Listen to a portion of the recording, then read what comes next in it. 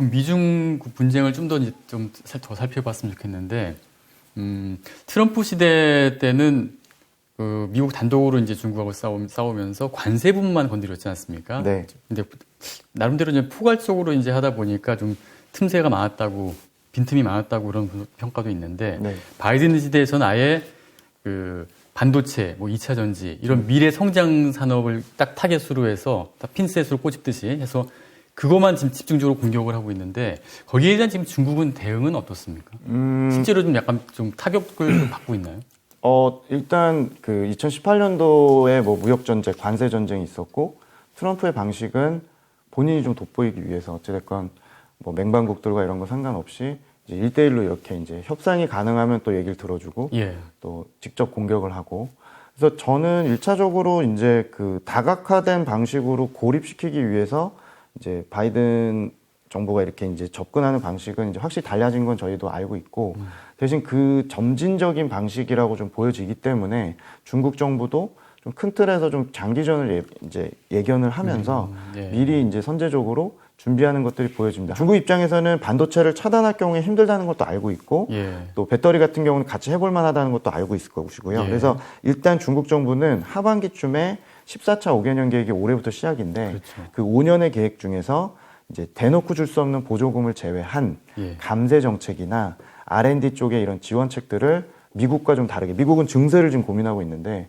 본인들은 재정을 좀 아껴놨기 때문에 그런 쪽에 이제 간접적인 지원을 예. 대단히 확대할 것 같아요. 지금 미국과 중국은 이제 어쩔 수 없이 왜 그러는지 모르겠지만 양쪽이 이제 미국은 미국대로 수직 계열화를 시켜서 자기네들 공급망을 그냥 자체적으로 만들겠다는 거고 예. 중국도 마찬가지로 좀 자체적으로 이제 구축을 하겠다는 거니까 예. 투자가 많이 들어갈 수밖에 없겠죠. 중국도 거의 10년의 이제 대계를 그리면서 좀 이제 점진적으로 갈 거라고 지금 얘기를 하고 있고 투자를 많이 준비하는 걸로 저희는 대비로 판단을 하고 있습니다. 그래서 실제로 그 제조 2025 이런 것들 많이 얘기했었는데 그런 어떤 캠페인식의 이런 표어라든지 이런 걸 중시하기보다는 저기 양회에서 전인대에서 리커장 총리가 10년 동안 칼 하나를 가는 심정으로 뭔가를 준비하겠다고 얘기하는데 그 칼이 결국에는 첨단 산업이든 기술이든 기술 자립, 독립 이런 것들이죠. 그래서 옛날처럼 막 화끈하게 뭔가를 제시해가지고 막 바짝 빨리 해가지고 하겠다는 기조보다는 10년 걸릴 거 알고 지원을 좀 하겠다. 이걸 끌고 갈 수 있는 힘이라는 게 본인들의 장점이다 보니 그런 계획이라고 보여져서 단기에는 힘들게 보일 거고요. 대신 주가가 가는 애들은 주가로 말씀드리면 중국의 반도체 장비 업체, 디스플레이 장비 업체, 배터리 업체 이런 애들이 우리나라 일본과의 그 싸움 때도 소부장 업체들이 주가가 좋듯이 그런 부품, 소재, 장비 업체들을 저희가 많이 보자라는 얘기를 좀 드리고 있는 상태입니다. 그래서 중국은 준비를 나름대로 꼼꼼히 시작했다 정도로 평가할 수 있을 것 같습니다. 그 뭐 기존에 중국의 공급 밸류체인에 들어가 있던 뭐 우리나라, 일본, 대만 이런 나라들이 좀 설 자리가 좀 애매해지겠네요. 궁극적으로는 애매해지죠. 그렇겠네요. 이거는 저희도 투자자들과 항상 고민하는 건데 네. 뭐 점점 더 그냥 자기네 자체 로컬 브랜드들이 자리를 차지하고 예, 그러니까요. 예, 저희가 이제 우리나라랑 대만이 글로벌 교역 확대 네. 또 글로벌의 이런 G2 간의 이런 성장의 수혜를 많이 봤었는데 사실은 이제 제대로 하려고 가정한다면 양쪽이 자기네들이 그냥 구축을 한다고 가는 거잖아요. 그러면 사실은 배제될 확률이 점점 더 높아지고 혹은 한쪽이 확실히 서야 되는 예. 부담이 앞으로 5년 안에 굉장히 커질 걸로 저희도 이제 좀 보고 있습니다. 근데 같은 맥락에서 좀 중국 주식시장을 좀 살펴보시죠, 그러면. 네네. 그 중국 주식시장은 일단은 작년에는 어느 정도 오르다가 올해 초에는 좀 굉장히 좀 침체됐다가 최근에는 또 다시 또 회복되는 모습을 보이고 있어요. 이런 흐름을 어떻게 좀 설명할 수 있을까요? 뭐 U자형 아니면 좀 더 이제 완만한 2차 반등을 내수 중심으로 대기하는 상태다라고 말씀드릴 수 있을 것 같고, 그럼 주식시장은 작년에 1차적으로 돈을 뿌렸으니까 1차 반등을 V자로 했었었고요. 그리고 7월 이후에 다시 2차 반등을 한번 했었고, 이번이 3차 반등을 준비하고 있는 그런 상황입니다. 그래서 코로나19 이후에 3번 정도의 지금 반등 시도를 하고 있고요. 반등을 하고 있고, 올해 연초에 이제 워낙 강하게 한번 2월까지 그 블루칩들이 주가가 확 올랐다가 그게 한번 미국 금리 뭐 상승이나 중국 쪽 긴축 우려 때문에 확 떨어지면서 만약에 연초에 이제 늦게 들어가셨던 고객들은 좀 힘든 구간이 사실은 이어지고는 있는데, 이번에 이제 3차 반등은 시작을 한 것 같고요. 저희가 이거를 주식만 얘기를 좀 드리지 않고 이제 이게 어떤 로테이션이라는 게 있는데 예.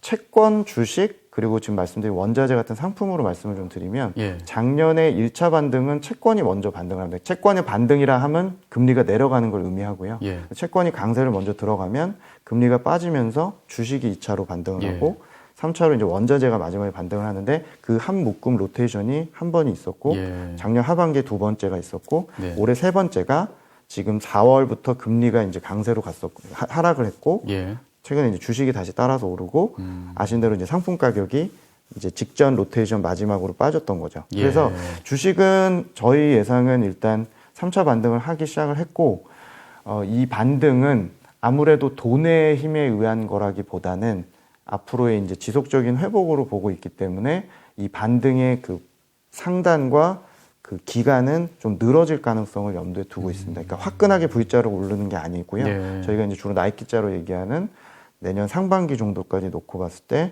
굴곡지게 계속 올라가는 네. 형태이기 때문에 조금 호흡을 길게 보셔야 하는 3차 반등이라고 저희가 예상을 드리고 있습니다. 그럼 지금 3차 반등을 주도하고 있는 네. 섹터나 업종은 뭐고 앞으로 또 올 하반기 특히 하반기 같은 경우에는 어떤 업종들이 좀 괜찮을지. 일단 3차 반등을 주도하고 있는 거는 기존에 좀 덜 올랐던 금융주와 네. 저희가 이제 시클리컬이라고 해서 사이클 주식들이라고 얘기해서 경기 민감, 경기 순환 주식들이죠. 예. 시클리컬이라고 표현을 하는데 지금 말씀드렸던 그런 철강이나 비철이나 화학이나 혹은 산업재라든지 조선이라든지 또 운임이 올랐기 때문에 이런 해운주라든지 이런 경기 민감주들이 주도하는 3차 반등이긴 하고요. 네. 그래서 지금 현재는 아무래도 그 어떤 확실한 주도주 하나가 생길 것 같지는 않습니다. 그러니까 네. 지금은 금리가 조금씩 오르고 있고 예. 돈에 대해서 회수에 대한 얘기를 하고 있으니까 아마도 이제 많이 빠진 소비 성장주를 담으려는 쪽도 있을 거고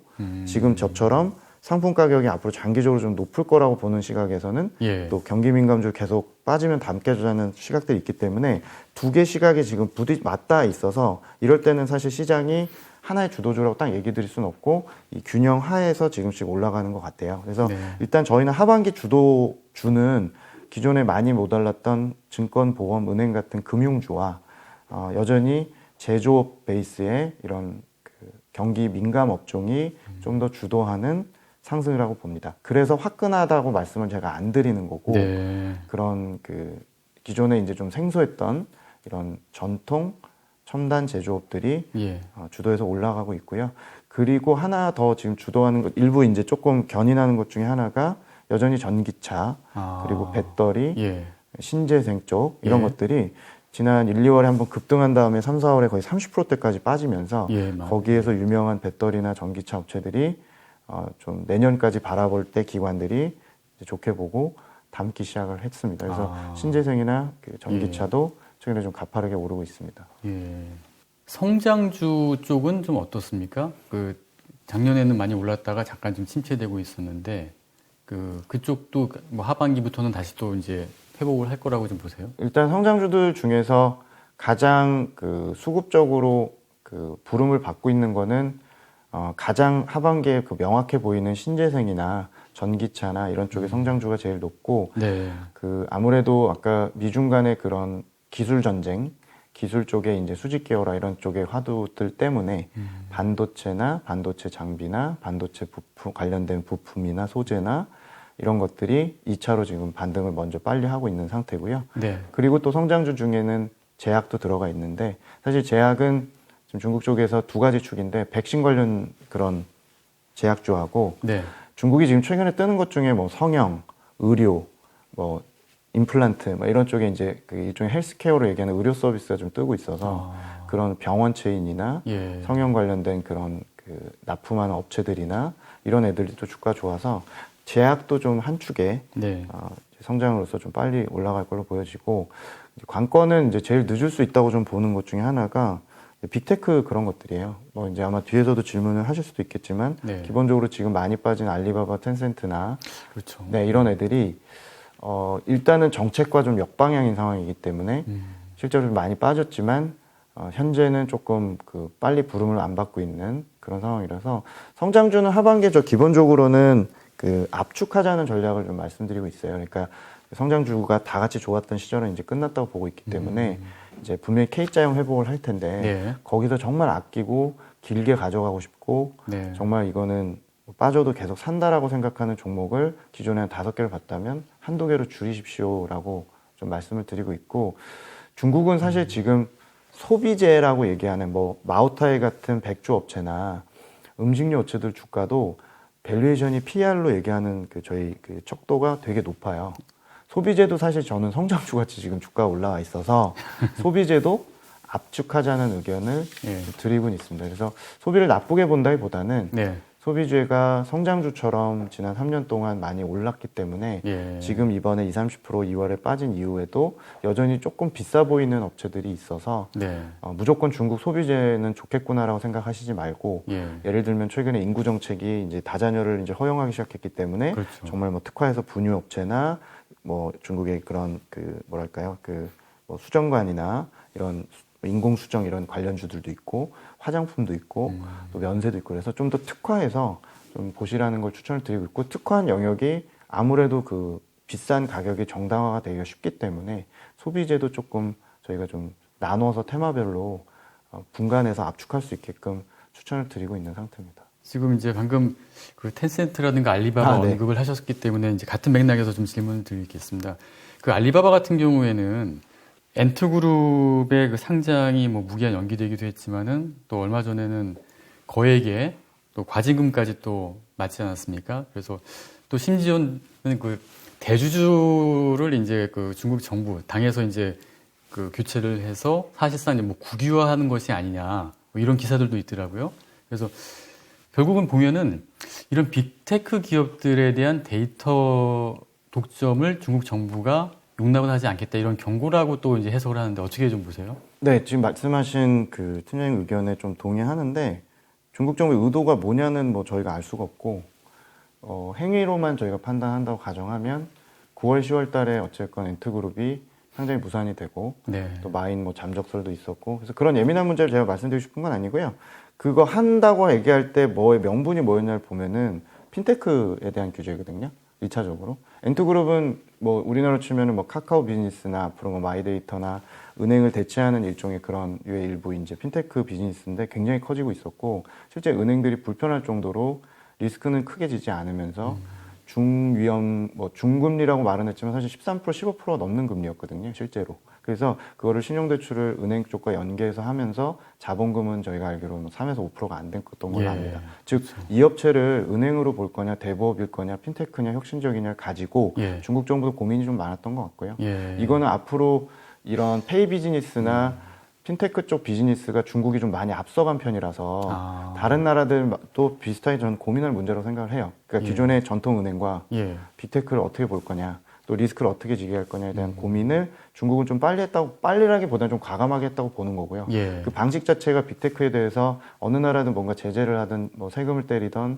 뭔가 규제를 하는 데 있어서 중국의 행동이 좀 과감하다. 그리고 두 번째는 핀테크를 제일 먼저 시작을 했고, 그 다음 반독점법 얘기를 하면서 예. 반독점법 수정법이죠. 기존에 반독점법은 있었으나 수정 입법을 하는 과정이 올해 하반기에 펼쳐질 텐데 네. 이미 시행을 해서 과징금을 지금 때리고 있거든요. 예. 매출의 뭐 4%라든지. 근데 일단 이것도 알리바바가 제일 타겟이 먼저 됐잖아요. 네.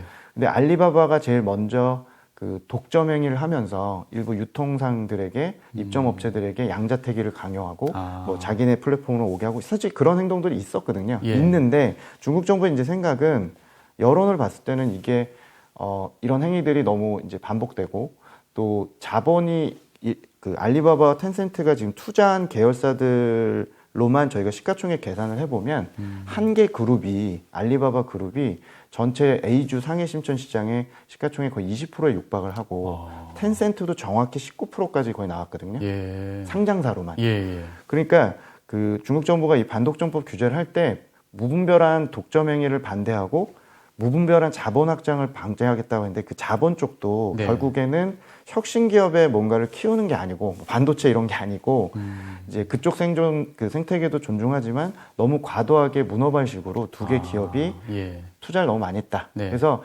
약간의 이제 좀 견제가 들어간 게 하나가 있다고 보고요. 그래서 저는 개인적으로 이게 당의 어떤 방식이나 이런 것들을 떠나서 취지는 좀 타당하다고 보고 있고 예. 결국 이런 것들이 이제 기업들로 하여금 이런 쪽에서 이제 뭐 소위 말해 금융 기법으로만 가는 게 아니라 실제 투자로 간다는 형태로 궤도를 좀 유도하려는 시도라고 좀 생각을 하고 있고요. 그래서 저희 결론은 하반기 같은 경우는 핀테크라든지 확고하게 지금 가장 그 제재를 강하게 하는 분야에 대한 교육도 지금 사교육 금지하겠다고 해서 상당히 이제 좀 차단하고 있기 때문에 사교육을 아예 금지한다고요? 그러니까 방과 후 교육을 예. 상당히 축소하는 조치들을 4월 이후에 지금 계속내고 있어요.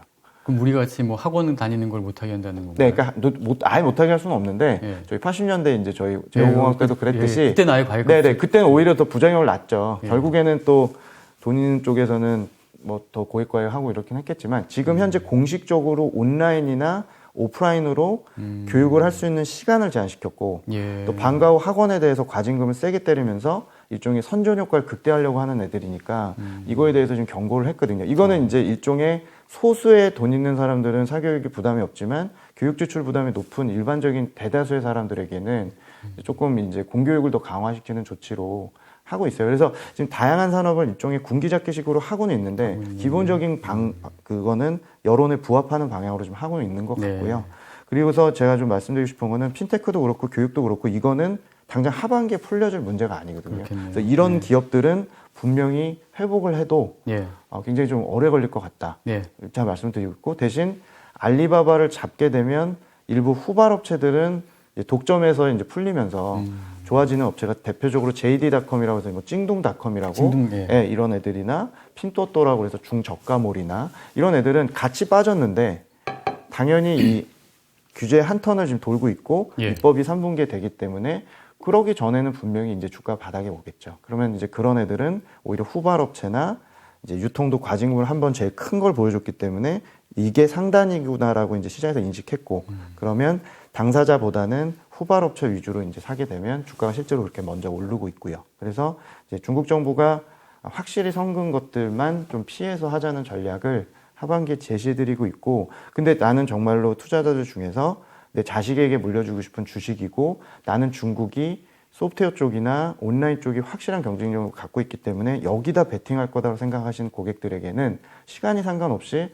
지금 사실 기회라고는 말씀을 드리고는 있어요. 그게 알리바바든 텐센트든 담으셔도 되는데 이 비즈니스 없어지는 건 아니니까요. 근데 기본적으로는 조금은 그래도 정책을 뚫고 주가가 가야 되기 때문에 아직까지 단기 뭐 6개월, 9개월은 아주 세게 오르기가 좀 어렵다라고 예. 좀 저희가 평가는 해드리고 있습니다. 그러니까 중국 펀드 같은 경우에 가장 핵심이 방금 말씀하셨던 그 알리바바라든가 텐센트 아니겠어요? 그러다 보니까 이제 중국 펀드들이 네. 다 힘을 못 쓰고 있더라고요. 맞습니다. 뭐 거기 항생 테크 지수라고 그래서 그 텐센트, 알리바바 다 들어간 지수도 되게 많이 빠졌고 네. 또 미국의 저희 ETF 이런 것들이 주로 소비재 아니면 말씀하신 그런 BAT 네. 이런 종목이 많기 때문에 아마도 그게 집중적으로 되어 있는 상품은 그 반등의 속도가 아무래도 좀 아쉽지만 좀 시간이 좀 걸릴 거고요. 네. 대신 그 개별 종목을 좀 더 사실 수 있는 고객이라면 바이두든 JD.com이든 뭐 메이투안이든 그 배달 관련 앱도 있는데 이런 조금 비즈니스 모델이 좀 달라서 규제에 비껴나 있는 애들부터 고르시는 전략도 괜찮고 아예 그 비중이 높은 그 인터넷이나 빅테크를 이번에 조금씩 지수가 오를 때 좀 줄이고 아예 원상복귀를 못 하실 수도 있지만 차라리 그건 조금 일부 손절을 하고 차라리 제가 말씀드리는 중국의 뭐 반도체 장비나 이제 그런 수직 계열화 관련된 제조 기업들을 적절히 좀 늘리자는 전략을 최근에 제시해드리고 있습니다. 위안화 강세가 좀 계속 심상치 않은데요. 그 인민은행도 나서가지고선 그 개입까지 했지만은 그래도 이제 추세적으로 봤을 때는 그래도 위안화가 계속 강세 기조가 될 것 같다 이렇게 지금 예상들을 하고 있는데 최근에 이런 좀 현상이 나오는 거는 이유가 좀 어디에 있을까요? 그러니까 저희가 위안화 환율을 결정하는 변수가 세 가지 정도 있다고 보는데 하나는 달러, 예. 두 번째는 중국 정부의 생각, 예. 세 번째는 당연히 수급일 텐데요. 예. 근데 저희 생각에 일단 그 수급하고 달러 요인은 강세를 지지합니다. 그러니까 네. 달러가 지금 현재 약세 압력을 계속 받고 있고 그렇죠.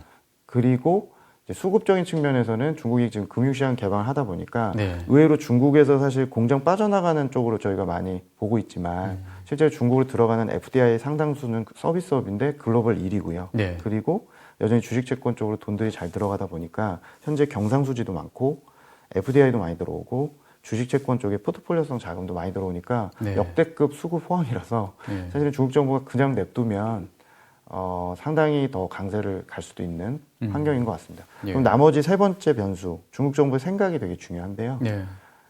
좀 짧게 보면 더 용인하기는 좀 어려울 것 같습니다. 그러니까 왜 그러냐면 지금 적절히 개입을 하려고 하는 이유가 냅두면 당연히 더 유기한이 깨질 수도 있고 저 개인적으로는 더 갈 수도 있는데 네. 최근에 하는 얘기가 경제계에서 인플레이션 압력이 높기 때문에 뭔가 수입 물가나 원자재 수입 가격을 낮추기 위해서 환율 절상을 통해서 인플레이션을 막자라는 의견이 있었거든요. 근데 그걸 그냥 정면으로 신화통신에서 반박하는 칼럼이 올라왔어요. 환율은 통화정책의 최종 병기고 예. 인플레이션은 뭐 이제 시작일 수도 있고 내부적으로 해서 잡힐 수도 있는데 네. 굳이 이거를 지금 도입해서 환율을 쓰면 안 된다. 오히려 나중에 진짜 글로벌 인플레가 안 잡힐 때 예. 그때 가서 써도 된다.